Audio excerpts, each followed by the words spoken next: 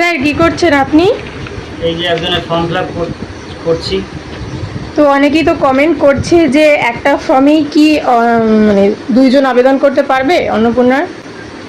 হ্যাঁ, এটা বলে দিই যে এই যে একটা ফর্ম, এই ফর্মে আপনারা 6 জনও আবেদন করতে পারবেন। আমিও এই সমস্যা ফেস করেছি যে যখন ফর্ম দিতে গেছি বাড়ি বাড়ি, তখন তারা বলছে যে আমাদের বাড়িতে 3 জন রয়েছে, আপনি 3টে ফর্ম দিয়ে যান, আমরা 3 জন আবেদন করব। তাদের উদ্দেশ্যেই বলি, যারা এই কনফিউশনে রয়েছেন যে আমরা 3 জন আবেদন করব, তাহলে আমরা কয়টা ফর্ম নেব। আপনারা যদি পরিবার আপনাদের একটাই হয়, একটা ফর্মই নেবেন। সেই একটা ফর্মেই আপনারা 3 জন বা 2 জন 4 জন যতজনই হন না কেন আবেদন করতে পারবেন।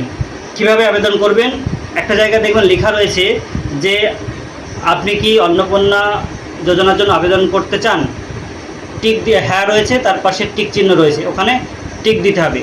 যার যার নামের পাশে আপনি টিক দেবেন, তার জন্য আবেদন করা হয়ে গেল। তাহলে আপনাদের বাড়ির যার যার আবেদন যোগ্য তাদের নামের পাশে টিক দিয়ে দেবেন, তাহলেই আবেদন হয়ে গেল একটা ফর্মের মধ্যে। বোঝা গেল? ঠিক আছে, থ্যাংক ইউ স্যার। ওয়েলকাম।